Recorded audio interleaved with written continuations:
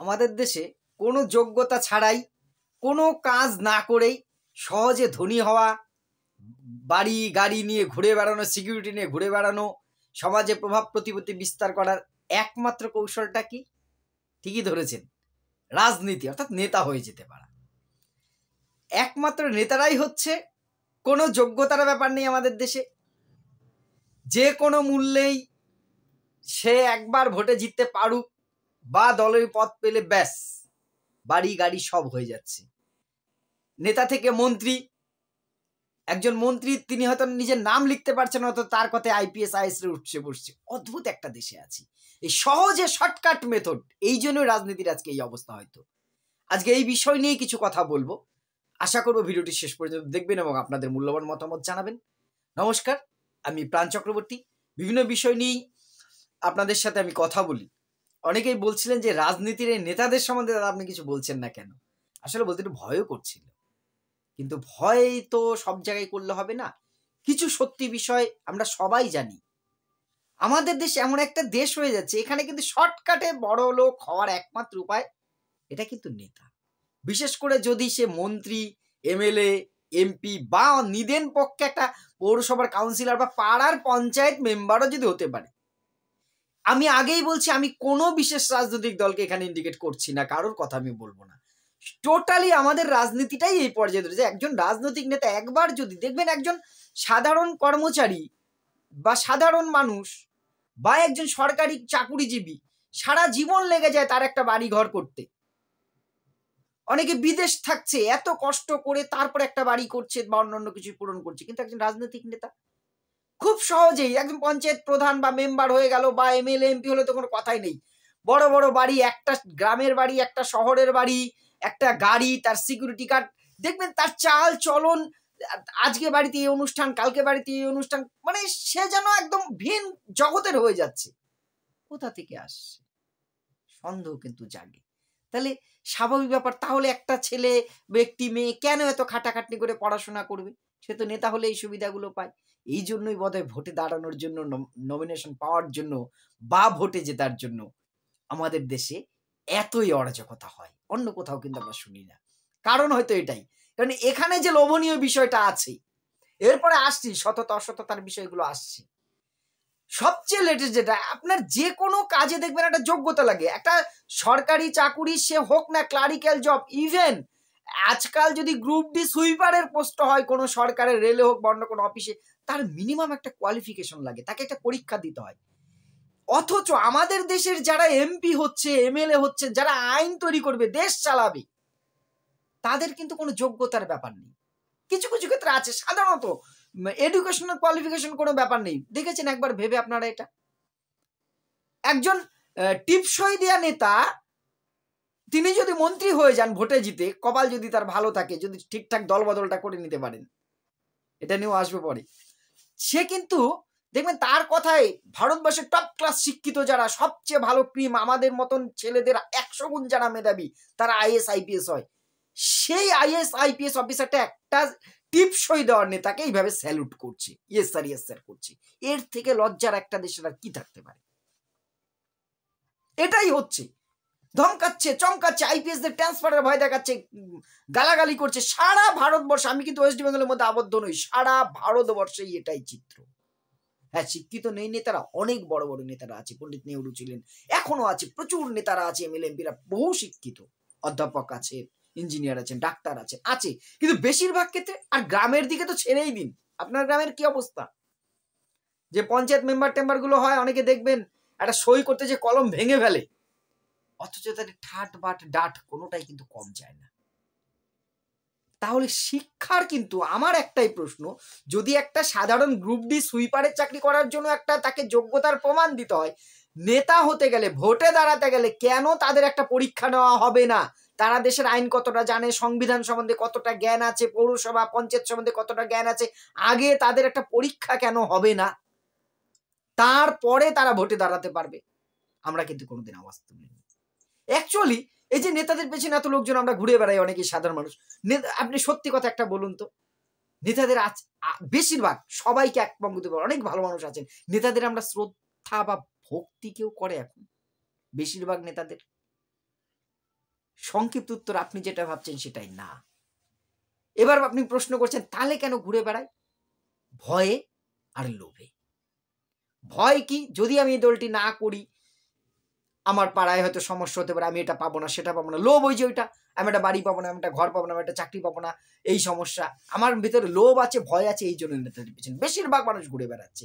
ভয়, আরে শ্রদ্ধা তো, নেতা তো ভারতবর্ষে একটাই, সেটা নেতাজি সুভাষচন্দ্র বোস। কি নামটা শুনে বুকটা একবার ধপ করে ওঠেনি? হয়েছে, আমি বলতে যে বুকটা একবার ধপ করেছে। নেতা তো ছিল নেতাজি, গান্ধীজি, এরা না, এখনো আছে, বহু ভালো ভালো নেতা আছে। আমি কোনো দলের নেতার নাম বলবো না, তাহলে আবার অন্য দলের লোক বলবো আপনি এই দলের পক্ষে, এই জন্য নাম বলবো না। কিন্তু নেতাজি সবার ঊর্ধ্বে, তাই তার নামটা বলা যায়। বাকি এখন নেতা নামে যেটা চলছে, সেটা কি চলছে সেটা আমার চেয়ে আপনারা ভালো জানেন।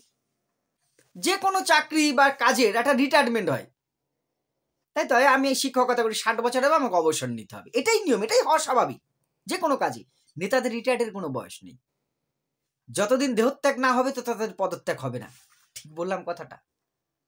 কেন সেখানে বলতে পারেন কোন রিটায়ারমেন্টের বয়স নেই? 60 বছর যদি একটা সরকারি কর্মচারীর বয়স থাকে, তারপরে নাকি তারা আর কাজের যোগ্য থাকে না। তাহলে নেতাদের কেন থাকবে না? 60-এর জায়গায় 70 হোক, 80 হোক, কোন রিটায়ারমেন্টের বয়স নেই। একবার যেন তেন প্রকারণে একটা পদ পেলে হয়েছে, ব্যাস আজীবনের হয়ে গেল খবর। দেহত্যাগ না হলে পদত্যাগের কোনো গল্প হবে না। বেশিরভাগ ক্ষেত্রে এটা হচ্ছে। এদের জন্য দেখবেন আইন আলাদা, আমরা সাধারণ মানুষ, চুন থেকে পান কষুক, আমি এই ভিডিওতে একটা কোনো বাজে কথা বলি, কাল আমাকে হয়তো পুলিশ অ্যারেস্ট করে নিয়ে চলে যাবে, বা আর্থিক কোনো গন্ডগোল করে সিবিআই ধরে নিয়ে চলে যাবে। কিন্তু নেতাদের ক্ষেত্রে কজন হয় এরকম? এরা দেখবেন কত উস্কানিমূলক ভাষণ, সব দলের বলছি আমি, কিন্তু উল্টো পাল্টা কথা বলছে, এই করছে সে করছে, এদের কিছু হয় না। আসল কারণটা কি? আমি এক্স দল করি, আপনি ওয়াই দল করেন, আমাদের মুখ দেখা দিই বন্ধ। আপনি প্রতিবেদীর সাথে গন্ডগোল করেছেন, মাথা ফাটিয়ে দিয়েছে আপনার, কিন্তু বড় নেতা কোনোদিন দেখেছেন? দেশের বড় নেতা আরেক নেতার বাড়িতে বোম ফেলতে গেছে, মারতে গেছে? এরা দেখবেন সব এক। এরা দেখবেন বিভিন্ন বৈঠকে যোগ দিচ্ছে, সারাদিন যাকে গালেগাল করছে, এক টেবিলে বসে চা খাচ্ছে, কফি খাচ্ছে, একসাথে ব্যবসা করছে, সব রসুনের মতন। মুখগুলো দেখবেন আলাদা রসুনের, আর পেছনটা সব দেখবেন শেকড়ে এক, কিন্তু টানতে যাবেন গোড়া কিন্তু সবার এক জায়গায় জয়েন্ট। নেতাদের কিন্তু এইটা, কিন্তু নেতা নেত্রীদের এইটা রয়েছে। এরা বাইরে বিভিন্ন রকম কথা বলেও কোনোদিন দেখেছেন কোনো বড় দলের বড় নেতাকে আর এক দলের নেতার বাড়িতে হামলা করতে, মামলা করতে? কিচ্ছু হয়নি, কখনো হবেও না। মরছি আমি আপনি। এইবার আসি, যোগ্যতা লাগে না আমি বললাম, এবার আমি নিজেরই কথাটাকে খণ্ডন করছি। যোগ্যতা লাগে। নেতাদের সবচেয়ে বড় যোগ্যতা কি বলুন তো? মিথ্যে কথা বলার। এরা দেখবেন এমন ভাবে কথা বলবে, যেটা ঘটেনি সেটাই ঘটেছে, আর যেটা ঘটেছে সেটা মোটেই ঘটেনি বলে দেবে। এরা কোনো মিথ্যে, টিভিতে দেখাচ্ছে এই নেতা এই বাইকটা দিয়েছে, পরক্ষণে বলছে না আমি ওভাবে বলিনি, আমি বলিনি, ওটা ফেক হতে পারে। আশ্চর্য ব্যাপার, এরা প্রতিশ্রুতি দিয়ে দেবে ঝটাঝট করে, কিন্তু কাজের বেলায় নেই। স্মার্টলি এরা কাউকে হতাশ করে না, নিরাশ করে না। হ্যাঁ হবে, করে দেবো, রাস্তা হয়ে যাবে, জল হয়ে যাবে, পানি জল, এইটা সব হয়ে যাবে, হ্যান করেঙ্গা ত্যান করেঙ্গা, আসলে তো কুছ নেই করেঙ্গা। এই তো হচ্ছে আমাদের অবস্থা সব দিকে। আর একটা বড় গুণ আছে এখনকার নেতাদের, দল বদলু। আজ এ দল তো কাল সে দল, সকালে এ দল, দুপুরে ওই দল, বিকেলে না আমি সেই দলে নেই। কে যে কখন সেই মানে কোন দলে আছে বোঝাস, মানে আজকে এই দলে আছে, কালকে আদৌ সে দলে থাকবে কিনা কোনো গ্যারান্টি নেই। মানে এদের, আমার কথা হচ্ছে একটা রাজনৈতিক দল তো একটা নীতি দেখে কেউ করে, সে যে দলই করুক, তাহলে সেই নীতির প্রতি তুমি তার জন্য জান দিয়ে দিচ্ছ, প্রাণ দিয়ে দিচ্ছ, মেরে ফাটিয়ে দিচ্ছ। কালকেই তুমি অন্য দলে যেয়ে বলছো না আগের দলটা আমার খারাপ ছিল। আরে বাবা, তোমার নিজেরই তো কোনো ঠিক নাই, আর আমরা এদের পেছনে দৌড়াই, ভাবি এরা আমাদের উদ্ধার করবে, এরা আমাদের উদ্ধার করবে। যার নিজের নীতির ঠিক নাই, যার আদর্শ বলে কিছু নাই, সে করবে আমাদের উদ্ধার, দেশের উদ্ধার, সে আশায় রয়েছি। আর এদের কথা আমরা বিশ্বাস করছি। সত্যি আমরা জনগণ সত্যি বোকা যে বোকাই। আর এরা জনসেবা করতে খুব ভালোবাসে, তাই না? নেতারা খুব জনসেবায় এরা এতই প্রিয় যে জনসেবার জন্য যদি ভোটের টিকিট না পায়, এরা দল বদল, তারপরে কি বলে, পথ অবরোধ, নিজের দলের অফিস ঘেরাও, নিজের দলের বিরুদ্ধে কথা বলতে পারে, বুথ ক্যাপচার করতে পারে, সব পারে, তবু জনসেবা এদের করতে হবে। দেখুন তো, কে বলে ভারতবর্ষে ভালো লোক নাই?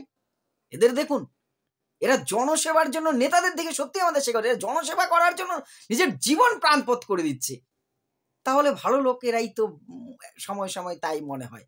আর সত্যি কথা, এদের এই অনৈতিক আচরণের জন্য না সৎ আদর্শবান লোকেরা কোনোদিন রাজনীতিতে আসতে চায় না।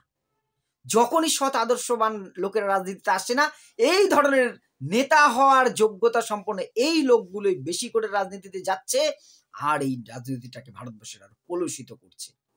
তাই একটাই আমার অনুরোধ, আগামী ভোটে যে কোনো ভোট হোক, সেটা গ্রাম পঞ্চায়েত ভোট, পৌরসভা হোক, বিধানসভা হোক, লোকসভা হোক, দল রাজনীতি থাকবেই, কিন্তু আসুন আমরা অন্তত স্থানীয় স্তরে একটু স্বচ্ছ ভাবমূর্তি, যে বা যারা যে দলেরই হোক, সৎ তাদের দিকে অন্তত নির্বাচিত করার চেষ্টা করি। আর নেতা কোথার থেকে তৈরি হচ্ছে? আমাদের মধ্যে থেকেই। আমরাও একটু সততা ভাবার চেষ্টা করি, তাহলে হয়তো এরা কিছুটা পরিবর্তন আসবে। না হলে সত্যিই রাজনীতিটা না আস্তে আস্তে নোংরার আরো বড় পাকে চলে যাবে। জানি না কতটা কথাগুলো আপনাদের ঠিক মনে হলো। যদি কথাগুলোর সাথে সহমত হন, একটি শেয়ার করবেন, আর আপনাদের মতামত অবশ্যই কমেন্ট করে জানাবেন। মতামতের অপেক্ষায় থাকছি। ধন্যবাদ।